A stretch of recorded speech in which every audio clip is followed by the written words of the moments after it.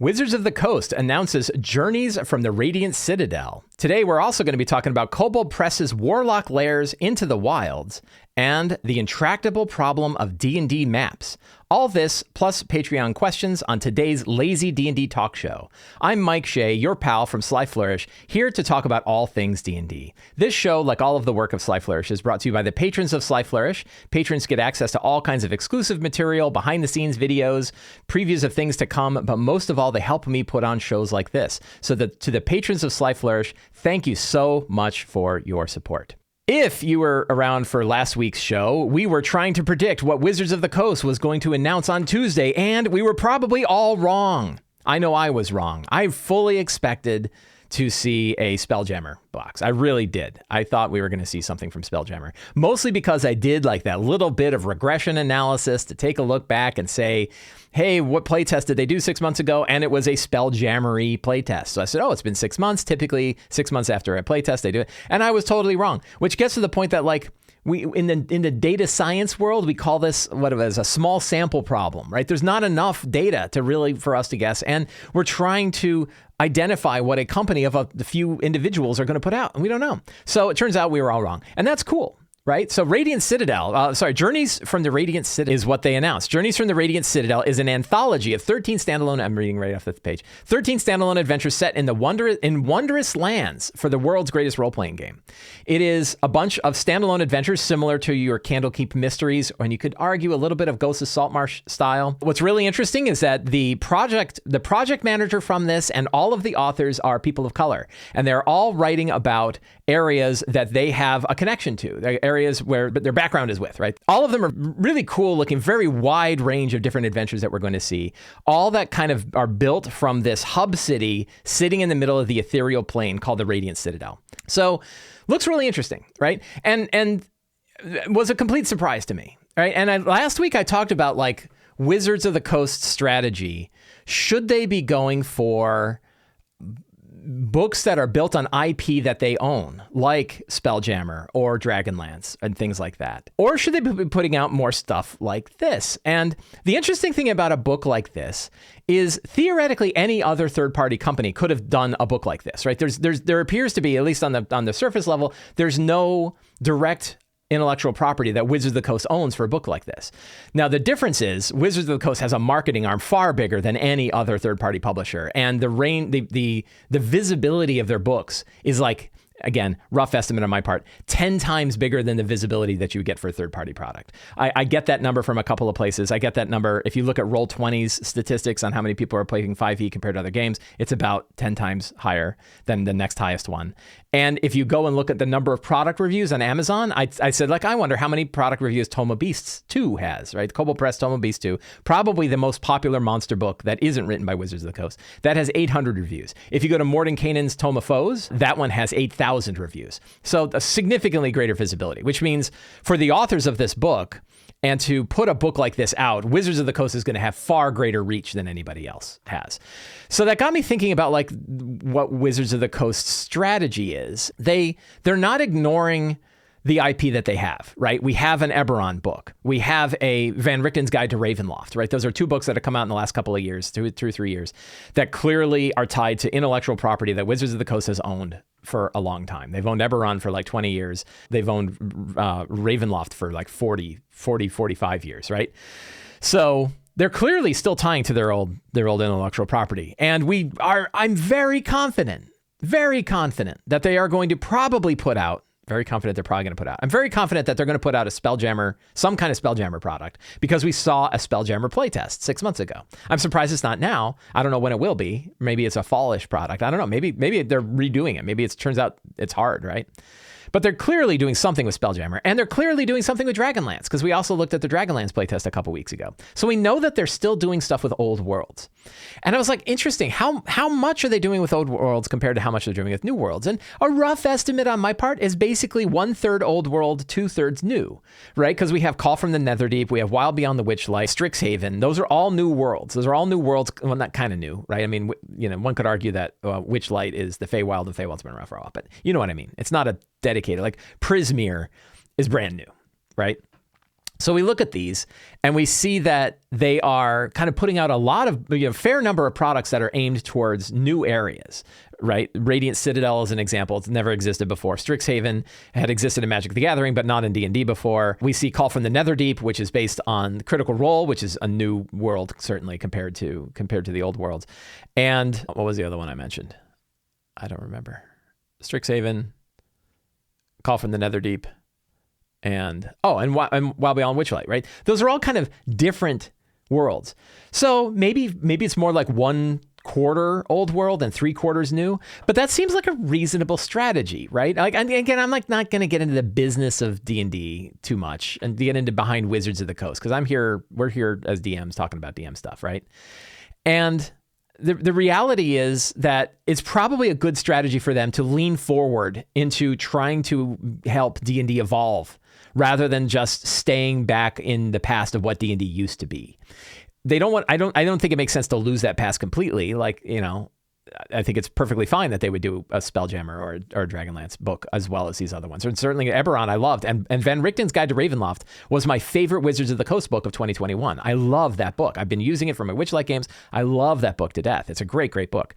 So I think that there's a lot of interesting things that they can do by kind of doing this mix of leaning forward with a bunch of new products and still hanging on to the IP that they have in the past, right? You could see them going in both directions. You could see them saying, we're going to ignore everything we've done in the past and we're going to focus on new things in the future.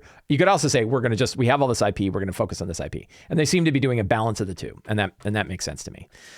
If you look at Journeys Through the Radiant Citadel and you're disappointed, I offer the following advice. I have stated it here before, and I believe in this firmly.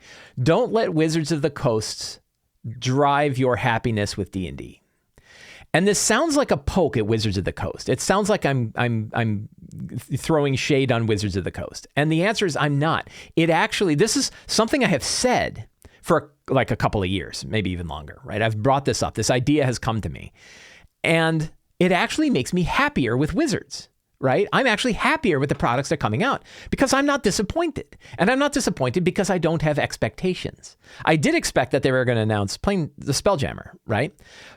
Am I more excited for Spelljammer than I am for Journeys Through the Radiant Citadel? No, not really. I have Spelljammer. I have the second edition book, right? So I'm actually not upset at all that they didn't announce it. I still think they will. I was surprised they didn't because I had this feeling they were going to, right? And they didn't. Am I disappointed? No.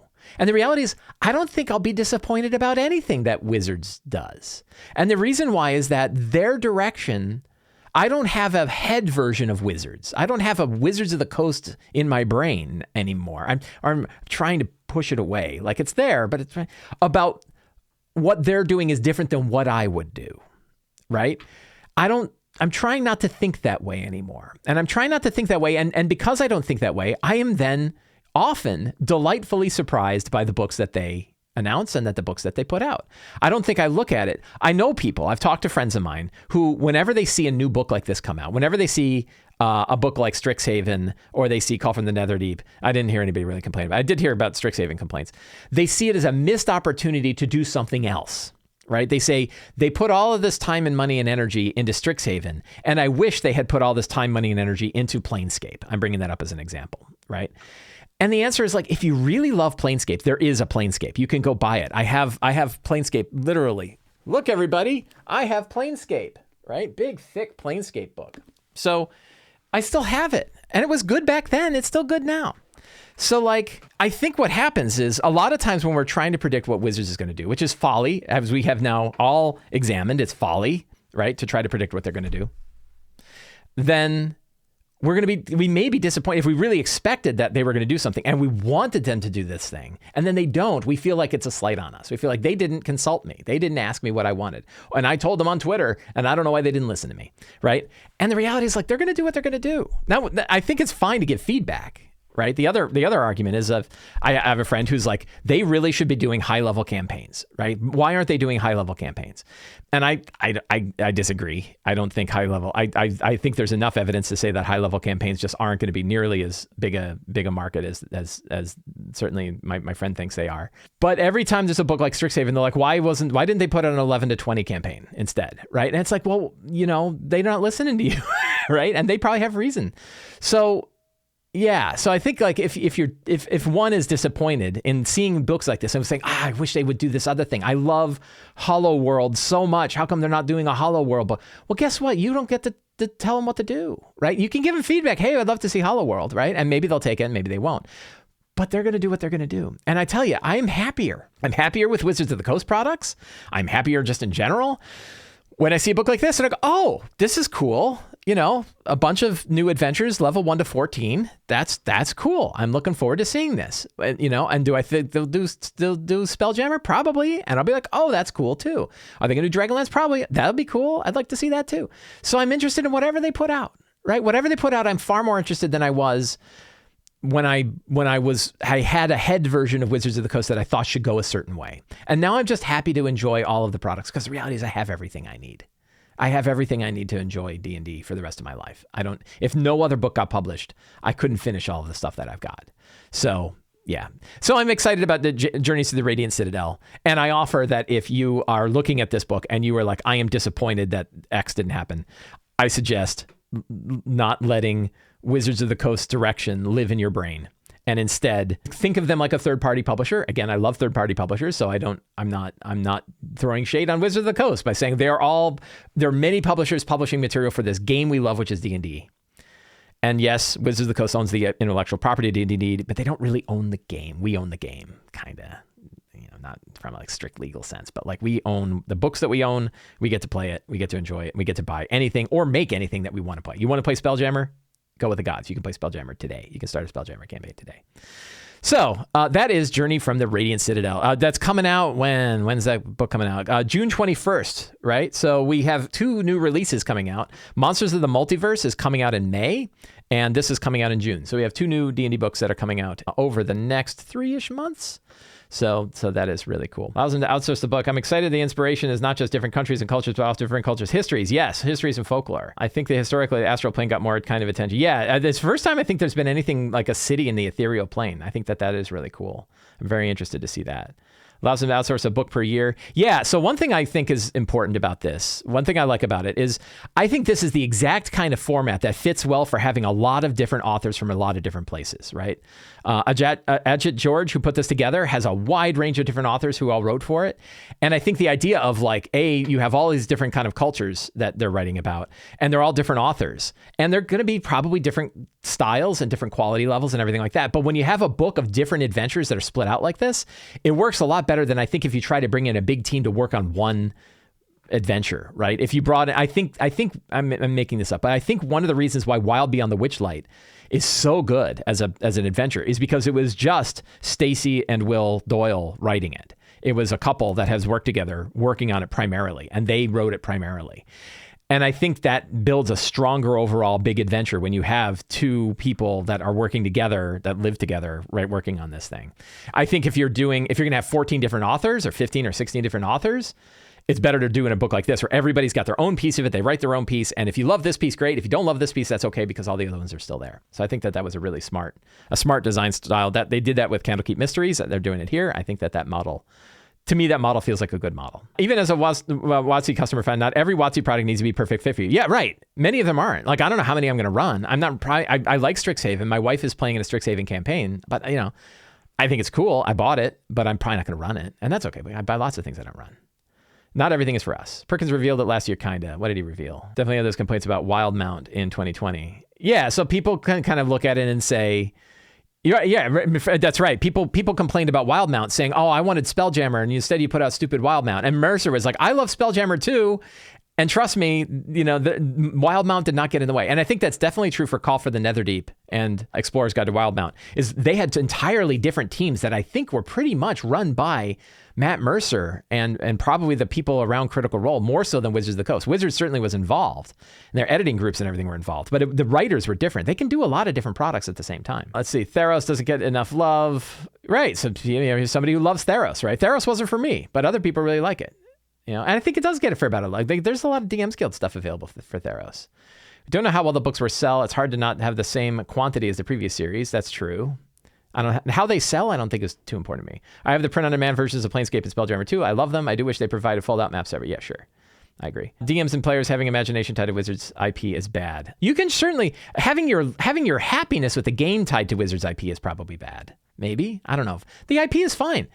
Having it tied to products is bad. Like, you can love the Forgotten Realms. I love the Forgotten Realms. You can love Ravenloft. You can love these old worlds. Just if your thought is like, well, I love it so much that if Wizards doesn't do this thing, I'm sad. That's where we need to look inside, I think. People up in arms over changing the lore and races doesn't seem to know how many times it happened over 5. Yeah, I agree. Because, yeah, they may put out something for your world and you might not like it.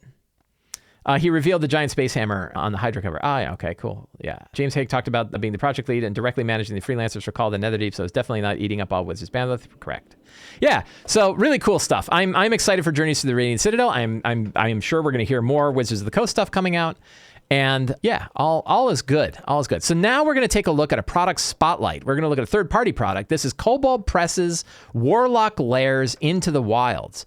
So Kobold Press runs a Patreon, a very good Patreon, in which they release I think it's a monthly magazine called Warlock Magazine, which is a black and white. You can get it physically. They sell physical versions. I have a couple of them. And they're short zines. If you remember zines from like the 80s, right? These are small black and white magazines. They're like, digest size magazines. And they have things like character options. They have story and lore.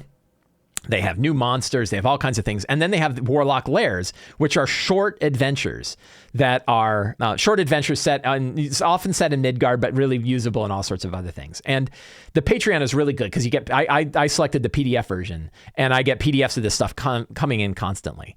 Now, if you're not part of the Patreon, or you want to get it another way, Kobold Press releases anthologies for Warlock. I actually have 3 of them. I have Warlock Grimoire 1, 2, and 3. Here is an example of like the Warlock Grimoire, big thick book, digest sized, has hundreds of pages of all of their Warlock articles kind of put together in books. New cover art, beautiful cover art, really, really, really, really good books. One of the many excellent products that are coming out. So Kobold Press took a bunch of their lairs, these adventures. They took all of the ones that exist in sort of forest settings, which is why I'm not upset that my Warlock Lair adventure is not in there, because mine was a dungeon adventure and I wouldn't expect it to be. So they put it all together into one book called Warlock Lairs Into the Wilds. Unlike the Warlock Grimoires, it is a full-sized book. I bought the physical one. I did not get a review copy. This is one I paid for myself. It is a 175-page book that combines a bunch of adventures that they had put out in Warlock Lairs tied to wilderness stuff. And it exists both in PDF and print. And I recommend the print version. And I will talk about why, but let's take a look at it. Whoops, that's not right. Here we go. So this is Warlock Lairs Into the Wilds. Beautiful cover.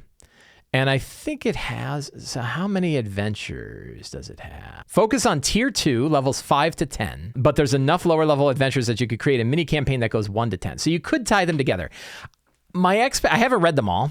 My expectation is they probably don't fit together perfectly. And the model that I would use for that is the Margrave, Tales of the Old Margrave book by Kobold Press, is a bunch of different sort of forest-themed adventures that they set in the Margrave. And it was kind of built like you could put a campaign together, but I tried and they were all kind of too separate for me to tie together into one campaign. So I would not expect that you can run this as a really solid, maybe you can, and maybe they did some work, but I bet you it's not the tightest campaign. But a bunch of different adventures. I really should know how many. Does it say on the back how many? 19 adventures are included in this book. 19 different adventures.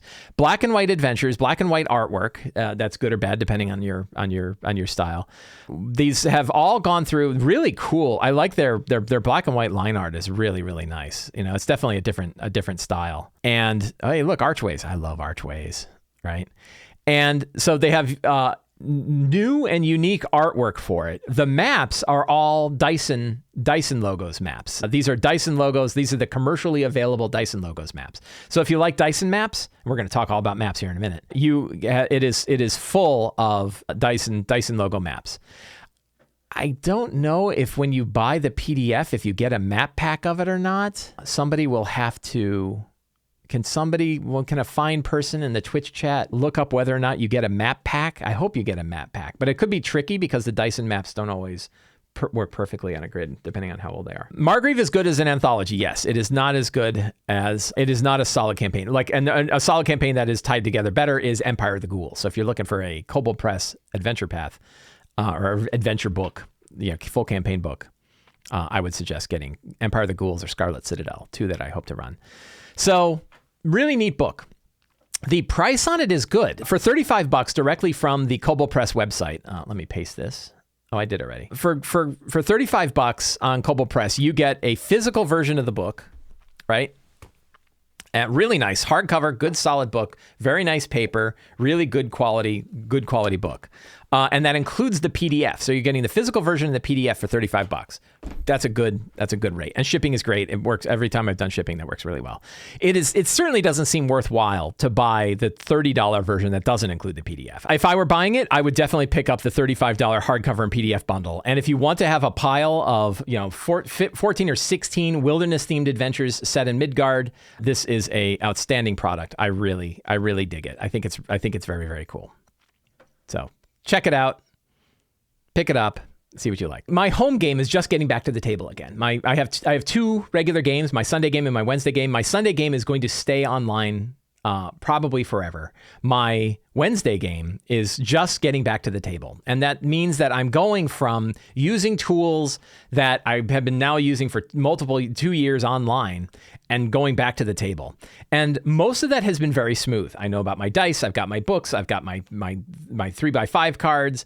I've got all that stuff. I'm still forgetting stuff. I'm like, oh, I should have a list of all the characters in front of me. Like, I forgot about the characters, right? How did I forget about the characters?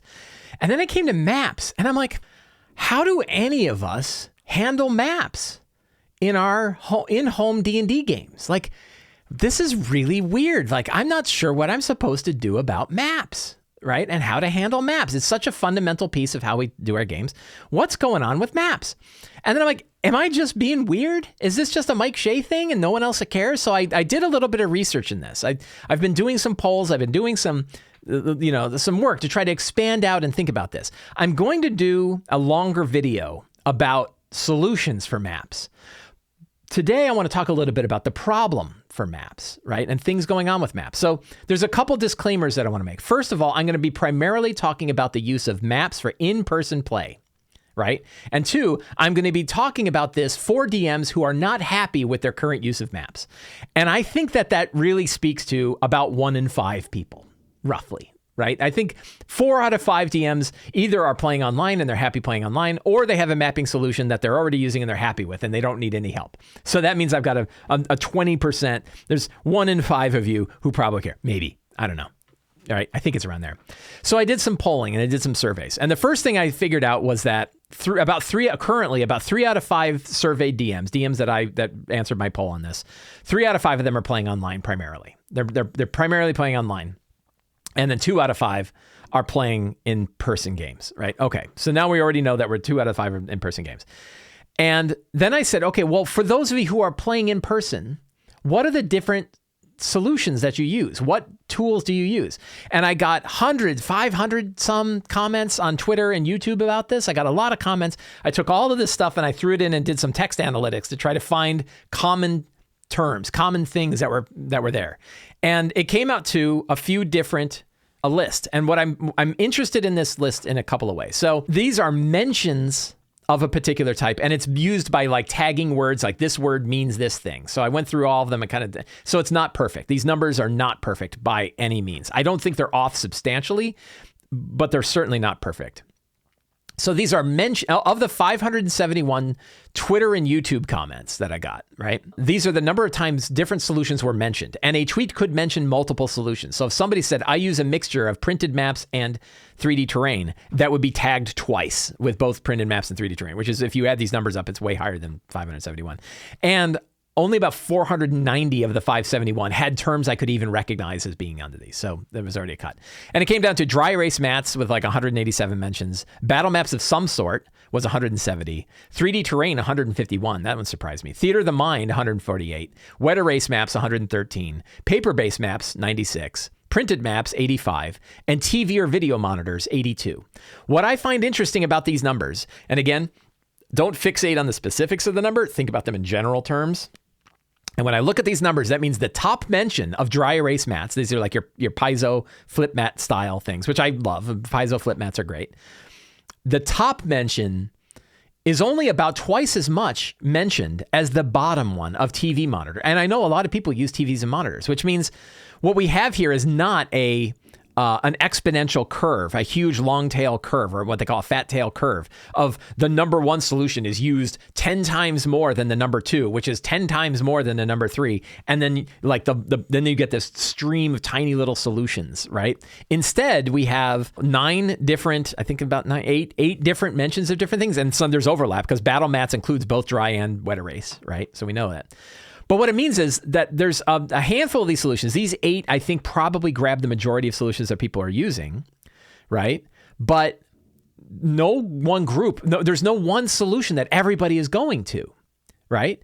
So then my next question was like, well, okay, are we happy though, right? Are we generally happy with it? And so I put out another poll on Twitter where I said, for those of you running in-person games, again, knowing that only 2 out of 5 are running in-person games, how many of you are satisfied with your mapping solution? And roughly, we get roughly that 2 out of 5, 3 out of 5, right? About 2 out of 5 of the people who are running them aren't happy, right? 3 out of 5 are happy. Okay, so for the 3 out of 5 that are happy with your solution, you don't have to hear me rant. If you're enjoying it, please continue to hear me rant. But I'm not, I'm not helping you obviously because you're happy. You're happy with your solution, right? I'm not. I'm in this slice of people who now is running games in person again. I'm using lots of different tools and I'm not happy with any of them, right? Because when I look at these eight tools, here, every one of them has significant drawbacks. None of them are perfect. They either take a lot of time to make, they don't very well represent what we're trying to show. They're too focused and specific about what they do. Like they don't have the flexibility that we need. Not all of them. Some of them have wonderful flexibility, or they cost a lot. And many of them have multiple pieces of this, multiple problems, right? So like a dry erase mat is very cost effective. It's like $12 to $15 and it will last you the rest of your life, right? And you just some dry erase markers and you're good to go. I love the dry erase mat. I highly recommend it, right?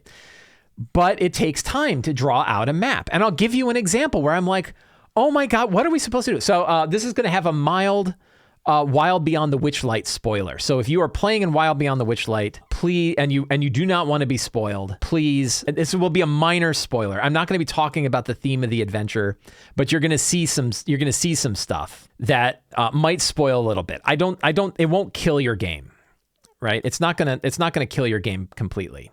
But I warn you ahead of time that you will want to take care because you may see something that you really wish you hadn't seen. But I'm not putting names on anything. It's just we're going to look at a couple of maps. So I bought Wild Beyond the Witchlight. I bought the physical version, and I was given, because of my connections to D&D Beyond, I was given a digital version, which is how I can show these maps, right? And I look at this map. So this is a map for one of the areas in Wild Beyond the Witchlight. This is actually one of 2 maps, right? This is the upper area, and this is the upper area, and this is the lower area. What am I supposed? So I buy the book. I'm a customer. I go to my game shop. I'm like, I'm excited to run Wild Beyond the Witchlight, and I go and I pay $50 for my hardcover version of Wild Beyond the Witchlight. And I go home and go and sit with my friends. And we start playing through it. And then I hit a location like this, right? Or let me give another example, right? Here's an example of a map. Look at how complicated this map is. Like, this is a seriously complicated map. I have a lot of trouble figuring out what I'm supposed to do with this. Because it's like, can I describe it to my players? I can, but like, you're going to get lost. Like, what do I say? Like, I go to this little room down here and I'm like, you enter a room and there's 5 curtains on 5 different sides and a 6th curtain on the bottom. And there's a table with a bunch of chairs and there's another table on the right-hand side, some crates. And they're like, what was the first part again? Right? So then you're like, well, I guess I got to draw. But if I draw this, like, look how much I have to draw. There's so much stuff here. It's so big, right? So I actually said, you know what? You can tell that I'm not just ranting for the sake of ranting, because I drew it. I drew them.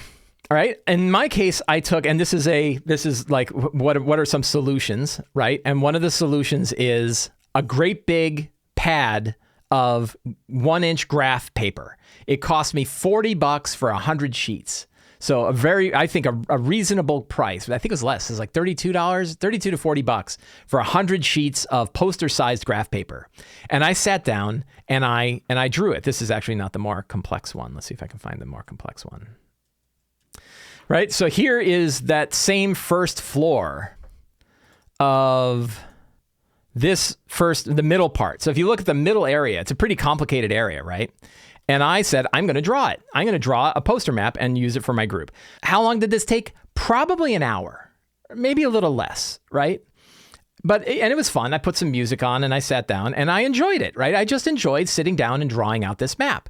And I'm like, okay, this is doable. And that's fine. And then I was like, okay, but actually, that's only one level, right, of this 4-level map. And I had to draw all of the other levels, right? So it took me these 3 maps, 3 sheets of gridded 1-inch grid maps and a Sharpie. And I think that, so of all of the solutions that I've been playing with, when I think about the one that is the most reasonable, this one is reasonable. $40 for 100 sheets of graph paper is a pretty good price. And then buy a couple of Sharpies. And the Sharpies last a long time. They're way better than wet erase or dry erase markers. They you can draw and draw and draw. And I used some techniques that I picked up from Chris Perkins's Map Foo. This is a good article. I will link to it in the show notes below. If somebody in the chat would like to find MapFoo, you have to find it in the Wayback Machine in the Internet Archive because Wizards of the Coast took it down. But he has very good things about like how to draw different things. He has good tips and tricks. And you can see that I tried different cross-hatching styles. The cross-hatching looks like, oh my God, that takes forever. That is actually very quick. Just dropping in lines across about 5 minutes. It takes about 5 minutes. And I think it makes the map look a lot better. So, and then I tried this like rocky version around the bottom one. This is some experimenting. I don't know if I would do that again. I think the cross-hatching is faster and I think it's easier to see. This one I think is really, the bottom one I think is harder to see. But my point was, this was a lot of work, right? It took me probably 2 hours, right? It probably took me 2 hours of work to draw out 3 levels of this map, right? And I was like, okay, that seems reasonable. And then I hit this guy. And it won't fit on one of those graph papers. It's too big, right? The map size is too big. And it's really complicated. And one thing is like, I knew this when I was drawing it. I screwed it up and the scale wasn't right. And some of my rooms were the wrong size and things didn't line up right. And if I'm doing a castle like this, it's going to take forever. What am I supposed to do with this? Right? Do I take it to Kinko's and print it out? That'll cost me $40, which maybe is reasonable, right? What am I supposed to do? Right? What was Wizards of the Coast's expectation for me as somebody who bought this book for running this map? Do I describe it and hope that they recognize it? Do I hold my hand over the book part and show it? Do I just try to print a copy? Like, what am I supposed to do? Right? Yeah, and it's 40. I think doing a full color poster print that would be reasonable size, like a 24 by 32 inch poster at Kinko's is I think about $40, right? And I'd have to do 2 of them, $80, because I got to do the upper and lower floors, right? So maybe I'm being obtuse. Maybe I'm being I might be hanging on too much to this problem. And that like, it's been 50 years, millions of people are playing D&D. Somehow we've all figured this out. But it feels to me Like you went and you bought the board game Gloomhaven, right? You went out to the store, you bought Gloomhaven. I bought a new version of Gloomhaven. I wanted to have another version of Gloomhaven that I'm not playing. So I bought another version of Gloomhaven. Imagine you bought the board game Gloomhaven, an adventure, cooperative adventure board game, really good. And you open up the box and it has an instruction manual. And you read the instruction manual and it says, make sure to put your tokens on the maps in these locations. And you're like, okay. And you look in the book and there are no tokens and maps, right? You would be like, what the F? I paid $50 for this game, which by the way is about $50. I paid $50 for this game. It has an instruction manual that tells me about maps and minis. And there are no maps and minis in here. What am I supposed to do? And they're like, I don't know, you figure it out. Or, well, we sell some of our miniatures that you could play in your Gloomhaven game, but we sell them in packs of 4 that cost you $20 and they're random. What? That, like, you wouldn't play it. We wouldn't play Gloomhaven after that. Now, Gloomhaven and D&D are different because D&D, you can play Theater of the Mind, and we've seen that many people do. I did some math on this, and I know it's about 20% play Theater of the Mind and 20% play using an abstract map. So that can work too. So one of the things I thought about with this map, with the Palace of Heart's Desire, is like, okay, I don't have to draw nearly as nice a map of like these guys, right? Like I don't think these are fantastic, but they're good. They're to scale and they work. By the way, these are 10-foot squares, so you still can't play with a mini on them. You can, but it's 10 foot instead of 5 foot, right? And I was like, well, what if I just did like a quick sketch? And I just show the quick sketch of it. Look at all the interconnections. It's crazy. The number of interconnections were significant. This is not like this map is actually this map, right? But basically just showing like how the rooms are together. So could you sketch this out while you were playing? Probably. But the holy cow, that's a complicated map. And this is Will Doyle, who likes making complicated maps. He's a cartographer. He's a very good cartographer. And he made the maps for Tomb of Annihilation, which is also like 7 levels. And somehow a lot of people managed to play Tomb of Annihilation. I played Tomb of Annihilation and we still figured it out. But holy cow. And we played that in person. So it wasn't like I had digital tools. There's something about going to digital tools and then coming back from digital tools that has broken my head a little bit. And it made it harder for me to really think about maps. And so the solution I offer is this. I think that you can buy I think this is as good as we're going to get, right? And what you can do here is you can, for $40, you get 100 sheets of paper. That's a lot of maps to make. And a Sharpie, right? And then you can draw the maps on this grid with a Sharpie, and you're probably pretty good. And then also a dry erase map for the ad hoc maps. I think that those solutions are inexpensive, but they're not, like when we think about that list of all of the things that people are using, it takes time, like 2 hours to put together a map. And then what if they're like, oh, I don't go to, like they may never hit all these rooms. They might just go and talk to the one NPC and leave. And then you've got 4 maps that you spent 2 hours drawing out that you're not going to use. That's not lazy. Right? This is not a good lazy DM technique. And I think that's why my head isn't getting around this problem. I am lazy and I am cheap. Not really, but I like to look at things that are very efficient, both in time and money, that offer the highest degree of flexibility for our game to go different ways and let our imaginations run wild with the game. And that's why I like the dry erase poster map and a marker. I think that works really well. I think this is probably pretty good when you know you're going to want to draw out a map. And you can use Theater of the Mind for this. One last thing I'll show is like, you can use Fog of War. So here's an example where I took the map, I threw a couple of cut up black t-shirts, and I used those to do a Fog of War. These are my little tokens. These are tokens that you can use an adhesive magnet and an epoxy sticker. You print them out, you punch them out with a 1-inch hole punch. You stick the epoxy sticker on one side, you stick the 1-inch magnet on the other. It makes a really cool token, dirt cheap. You can make about 100 tokens for, I think, about $40 for all of it, right? So under, about 50 cents a token. But you can make custom images for your characters, which is really cool. And then you can build a set of generic monster tokens that you can use. So like one set can last you through multiple campaigns, right? But the cool bit is you can use your t-shirt to kind of cover up an area. You could put weights on it to kind of hold the shirt in place. I was using miniatures. You could use other things to kind of hold the Fog of War in place. Move the shirt. The shirt bends and is flexible, so you can bend it around hallways and things and kind of get it where you want to go. So that is a solution. I'm gonna do a video where I'm gonna talk more in depth about all of this stuff. I'm gonna shoot it tomorrow, and we're gonna talk all about it. But I wanted to do the rant here on this show. And I still don't think that's perfect, right? I don't think when we look at this, it's an unsolved problem. And I call it an intractable problem because it's been 50 years. An intractable problem is like a programming idea. It's a programming/mathematics idea. The intractable problem is there's no single solution that solves this problem in my mind, right? I think, and I know many people are using a mix, right? I'm going to be using 3D terrain. I'm going to be using 2D terrain. I'm probably going to set up a monitor so I can display stuff on my monitor.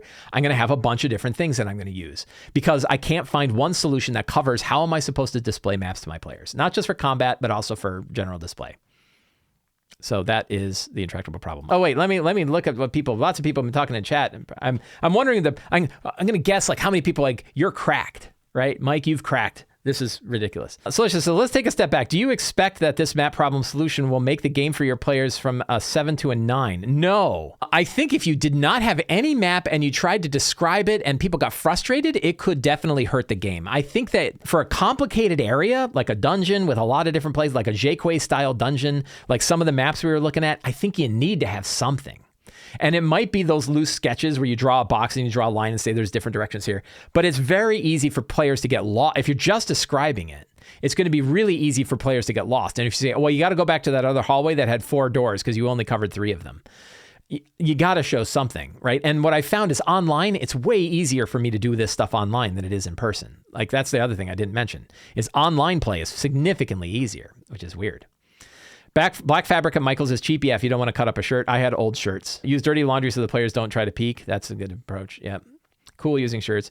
I use Dwarven Forge, VTT's Foundry, and my favorite is still Theater of the Mind. Yeah, I use all of it, right? And I use Theater of the Mind for a lot. And for a battle, I think Theater of the Mind is fine. I think when you're displaying a complicated dungeon layout, though, and people are talking about where they're going and backtracking and secret doors and stuff like that, you need to show something, I think. Maps are pretty sweet. I do have an enormous table, but just represent the battle sites themselves physically. Sure. This is ideal. Theater of the Mind until there's confusion, then a little sketch. Yes, that is a way to go. But you saw like how complicated my sketch got. I'm not even sure that's great. My lazy cheap is dry erase and Theater of the Mind. Have players map based on the description. Sure, could do that. And I think that works pretty well. But like you're still... what are you giving up? There's probably accuracy. You have that thing like, oh, shucks, I started drawing on the edge of a page and now I ran out of paper, but got spoiled by digital map. This is what happened to me. My head broke when I went to online play and Owlbear Rodeo was really easy to use. And I used Owlbear Rodeo and I had online versions and it worked great. And then suddenly I'm back at the table. I'm like, oh my God, what am I supposed to do? Gaming table with a TV for digital maps. That's the one solution I haven't done is like the big ass monitor in the center of your table and displaying it there. And I know people that do it, and I know that it looks really good. I bet it looks really good, and then you try to use it, and there's disadvantages with it. Like, it's hot, right? There's probably IT problems. How do you get power there? There's, you're still, I imagine, I don't have that one, so I don't say, but I doubt it's a perfect solution, and it's expensive, right? Like, it's to try to embed a monitor in your table. I mean, you got to get a special table for it. You're either spending a significant amount of time or money or both to try to get that. Now, you could put a monitor up on a wall or a projector up on a wall, and I know a lot of people do that. That's a little bit easier, but then you got like one person who's got to like crane their neck behind them. So that's, and I've got a solution that I'm probably going to do where I have a 32-inch or 27-inch monitor. I think I've got a 27-inch monitor that I'm going to put up on a bookshelf above us so we can all kind of look up, and it's not perfect line of sight to everybody, but it's close enough. And then I can use like AirPlay or run a connection from my laptop or something like that to display maps up on that screen when we need it. I think I'm probably going to end up doing something like that, which is lazier, not ideal. So what are the players' expectations? That's a good question. My wife says, we don't care.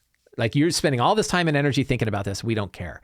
And I'm like, yeah, but you'd care if it didn't work, right? Like you're fine with all the solutions, but I got to do something.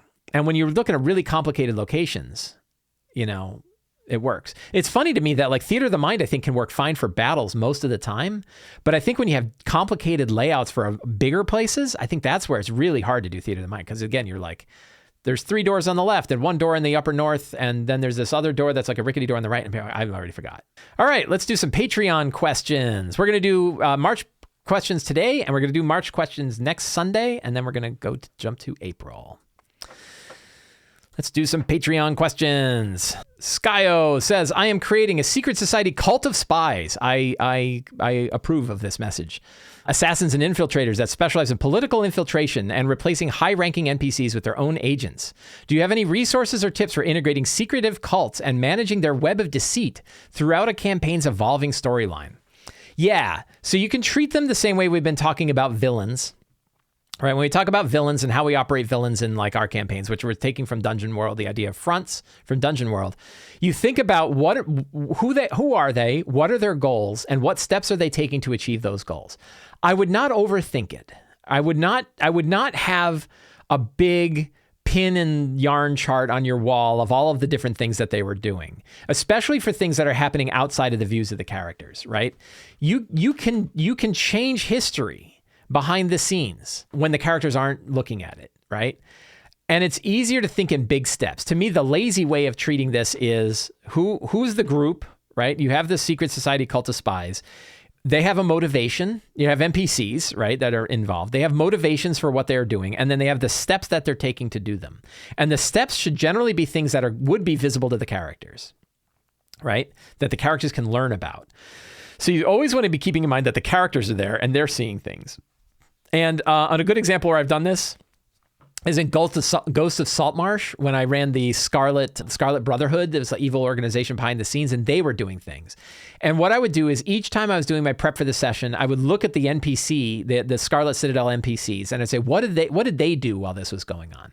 And I'd shove that forward. And they would learn about things that would happen outside. So I had this, the players befriended a vampire. The vampire dismantled the cult. That was really fun, right? Like when the vampire charmed one member of the cult and learned everything about the cult. And it was like, you know that there's this cult that's hunting you down. They're like, really? I'm like, yeah, I charmed this person. They told me all about it. So that was really cool. And that's what's fun is like, you think about this whole thing like a bunch of balls on a pool table, right? Every ball is like an NPC with their motivation and direction. And when you smash the balls together, how do they smash together? And where do they go? Right? And you think about that evolves from game to game, but don't build out like a crazy flow chart of every possible thing that could happen or that has happened. Instead, just try to think about the NPC or the group. Where are they going?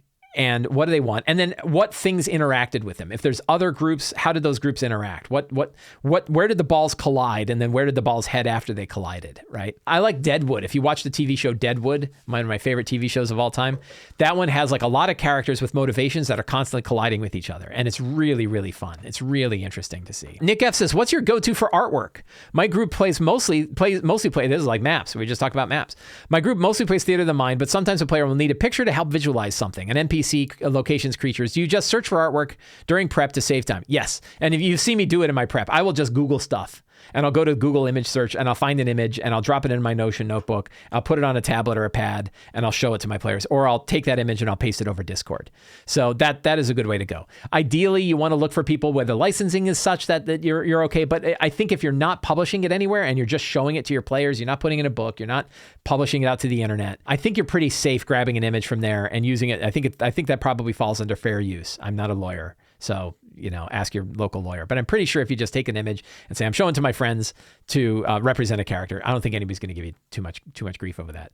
So do a search. But if you want, you can also look specifically for like Creative Commons ones. If you're worried about that, look for Creative Commons ones. And those are ones where you have a little bit more license to show it off. So that's why I do Google image search and grab stuff from Google image search. I don't have it fancy. I don't have a really good way to do it. Something else you could do though is you could buy like digital face cards. Obviously there's the books, right? If you own digital copies of the books, you can take the images from the books. I do that a lot. You can also, there's a bunch of different companies. Inkwell Ideas, my friend Joe Wetzel at Inkwell Ideas has a bunch of face cards for NPCs. You can buy digital versions of those, keep those in a big directory and just sort through that directory and find NPCs. That can work too. Perkowitz says, I enjoyed your video on making a heist, but I'm not sure how to run one in a way that differs from a normal dungeon crawl. What do you do to reinforce the feeling of the heist in a game? So that's interesting because I ran a heist recently that actually kind of turned more into a dungeon crawl than a heist, right? And it can happen. I think the difference, I wouldn't get too wrapped up around the idea of a heist versus like situation-based D&D. And I've done a whole video about situation-based D&D. You can see that on YouTube, where you're essentially looking at the holistic picture of a location instead of looking at each room instead of looking at things as scenes and encounters. You're looking at holistically the whole thing and saying, how does this place move and manipulate, and how do groups move from place to place? Which you can do for both heists and any kind of situation-based. Heist usually involves a few steps. I would say there's 4 steps that reinforce what a heist is. Number 1, planning, right? The group, your heroes get together, they get the information that they have, and they plan a heist. Usually they have a fair bit of information. They might have a layout of the place. That can help. They certainly know the entrances to a place. They probably know what some of the obstacles they're going to face. And they have a goal. What is it that they have to accomplish? So that's phase one. What's the goal? Where are they doing it? What do they know about who's there and what's going to guard it, right? That's phase one is that. Phase two is actually engaging in the heist. And a heist has a location, a mark or a goal. What's the thing that they're going there to steal or do or assassinate or kidnap or capture or replace or whatever? What's that goal? And then who's there? Who's in the way, right? And that could be guards. It could be the family. If you're trying to invade a manor, it's the family. It's whatever that group is. And in this case, the group they move around, right? Guards take positions and move around. People will come and go. And then the characters then engage in the heist. So they plan it and they engage in the heist. And then part of it is what weird ass thing happens there that complicates the situation. This is sort of right out of the movies. What's the complication to the heist? And it could be like another villain shows up, or they suddenly are starting to move the mark. The mark is now not where they think it is. It's now going to this other place. They find out about it. Or building gets set on fire. Some complication that occurs that changes up the situation in the whole place and changes the approach that the characters have to take. To me, that is a good way of thinking about a heist, right? That's a good, those ways, if you think about like how Blades in the Dark treats a heist, the phases are sort of those same phases. And I think it can really well. So I hope that answers your question about heists. Mick I says, a question that is challenging to me is how to assign a challenge rating to monster design.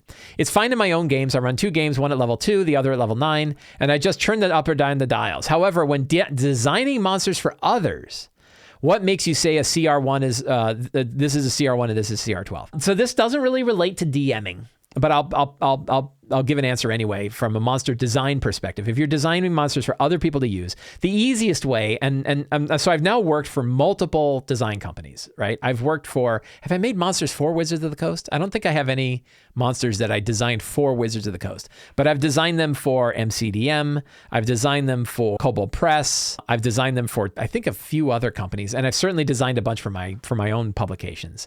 And different publishing houses have different ways they do it.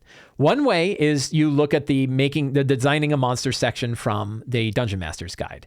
That is not that if you design a monster, and like Kobold Press is fine with that. Kobold Press, if you design a monster using the guidelines in the Dungeon Master's Guide, that's what goes in. And if you notice, Kobold Press monsters are a little harder than normal because of this, because they don't account for that. That design does not account for things that Wizards of the Coast accounts for. MCDM, working with James Casso at MC, they do another approach, which is very common, which is look at it in comparison to other monsters of the same challenge rating.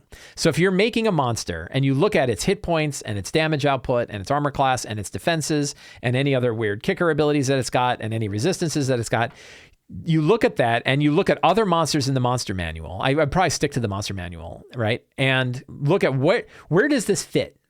Right? What other monsters is this close to? And generally you can get close. So you can start, and then you can use a mix of the approach. The Dungeon Master's Guide as a beginning, and then look at what actual monsters are like that are like this, and then judge it on that.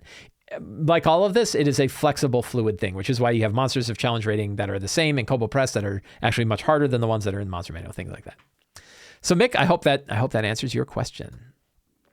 Jason K says, how do you prep for and run a campaign with a 1 to 2 hour sessions?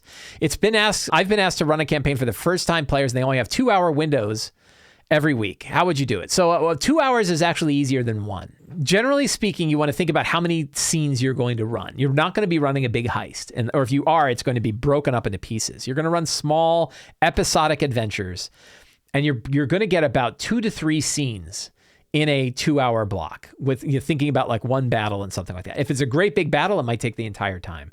An hour is really one scene because you're going to introduce the characters and then you're going to have like a set scene, right? And it could just be an encounter, right? You're going through the whole game might be you're going through a town and a thief tries to steal something and then a group jumps the thief and another group jumps in and they're involved in like this crazy battle in the middle of the city street, right? And they do that battle and that's the whole game.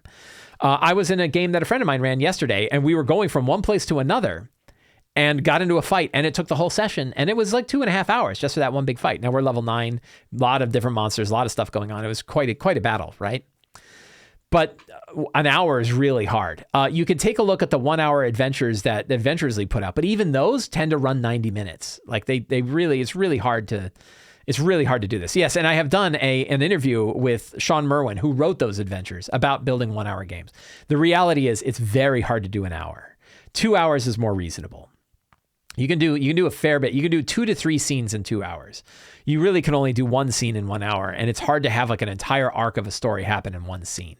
So that's tricky. Derek R says, I'm running the Tomb of the Nine Gods. We were just talking about this for my homebrew campaign as a final dungeon, but I've never run a classical dungeon before.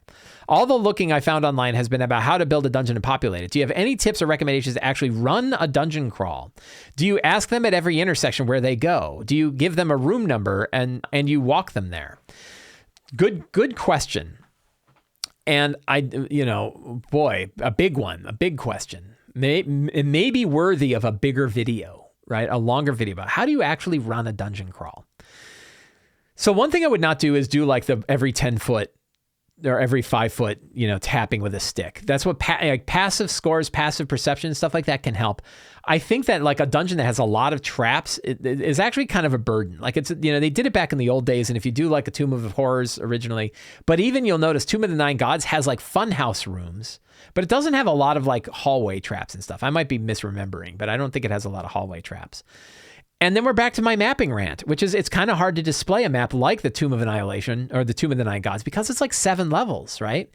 And so your best bet is, I don't even know what we did. I think I basically kept the maps on my iPad and I would show them on the iPad where they were and we could switch between maps so they could jump from one map to another. It wasn't ideal. Again, maps, man. Maps are hard. I would not overdo. I would let the players know what their characters see and do. Don't hide too much information. And I'm just rereading the question. Do you have any tips or recommendations for actually running? Do you ask them at every intersection where they go? Yeah. So you can say like there are 3 different paths you can take. Try to keep it like what are the different options they have? Like you can go to the left, you could go to the right, or you could go back the way you came and go back to that other room that had more options, right? And then show them what those rooms are like and help them map it out. But yeah, like Tomb of the Nine Gods, great big dungeon. And I think like that idea of the line and block chart, you just draw a box and you draw a line that kind of shows, and each line is sort of an exit out of a room and they can see, and you could write on it directly. That's as good as I got, but I'm back to like, it's really hard. The funny thing, it's much easier to do this online, right? I bet you're getting me on my map rant again. So I think my mapping one might be useful when I do my video on mapping, but yeah, running dungeons is hard. Vincent N. I am running a homebrew campaign with a bunch of friends, and the problem I keep running into is changing my mind about plot points as our session. Not only do my players do the unpredictable, like most players, but since it's a pretty story-focused game, they spend a lot of time in character thinking about what they should do next. I love the character planning, but at the end of the last session, I was paralyzed with how to prepare the next one since the consensus was not reached. We've talked about this. Do you have any advice for being malleable in my narrative while also having ample material to plan? Yes, make them come up with a decision at the end of a session. Right? Steer your session so that at the end, even if they're in the middle of something, you might stop and say, okay, we're going to finish this part out, but then your guys are going to be facing a choice. Do you want to head to the Vault of Takrin? Do you want to go to Skybreaker 4? I'm picking from my Numenera game. Do you want to go to Skybreaker 4, or do you want to log into the data sphere and find out what you can find out from there, right? You're going to make that choice and then make them choose one of those so that for the next session, you know what direction you want to go next, right? I've screwed this up like within the last 3 weeks. I've done the opposite, which is, I forgot to ask. And now the players are, now in the middle of a session, I have to ask what the direction they're going to go. And then I have to hopefully pick one of those, right? So the big one is focus on what 3 options. This is the easy way to go, right? What are the 3 options that the players might face next? And try to get them to choose it at the end of a session so you know which one you got to prepare next. It's really a good, easy way. It gives them choice. Like they have now multiple directions that they can go and multiple paths they can take, but they make the choice and then you go that direction. And you can take a vote. I like to do sort of the semi-unanimous vote where it's like, you go around to each player, where do you want to go? And they say, I'd like to go here. Some people are like, I don't care, I'll go where the group goes. And then at the end, you get a general course. It sounds like you all want to head to the Vault of Takrin. Is anybody opposed to going to the Vault of Takrin? Does anybody really not want to do that? And generally they go, no, Vault of Takrin is good. And you go, okay, Vault of Takrin it is, right? And then you prep for the Vault of Takrin. Joe M says, I heard many people talk about the value of giving movement options to boss monsters. Matt Colville is one of the villain actions you have mentioned for before legendary actions. I've never understood why my players tend to just surround a boss to get flanking. What's that? I don't know what that means.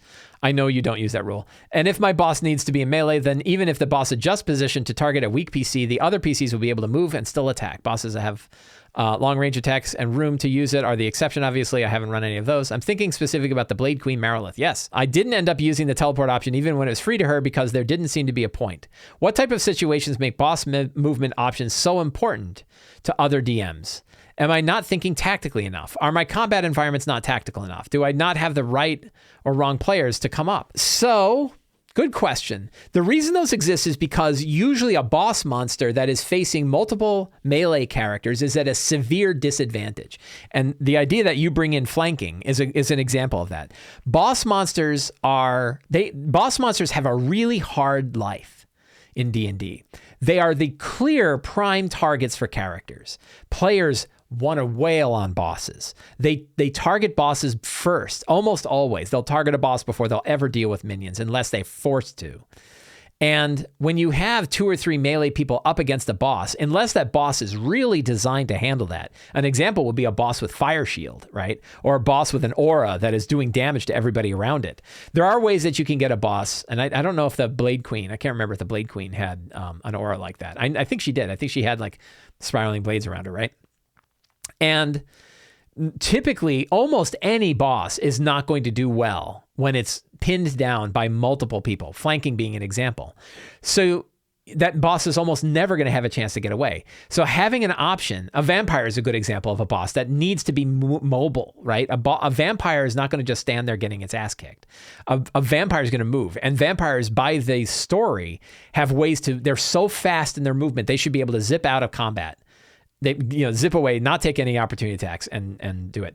The other one is to throw the challenge to characters who have it too easy. If you have 3 melee, let's say you have a paladin, a fighter, and a rogue, and a wizard, and a ranger. And the ranger and the ranger just sits back and fires arrows, and the wizard is throwing spells.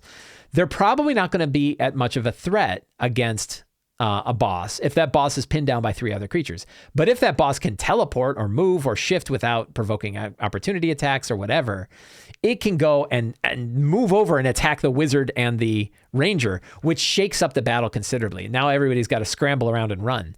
So the big reason to give bosses mobility is because bosses are so heavy. There's such a heavy target.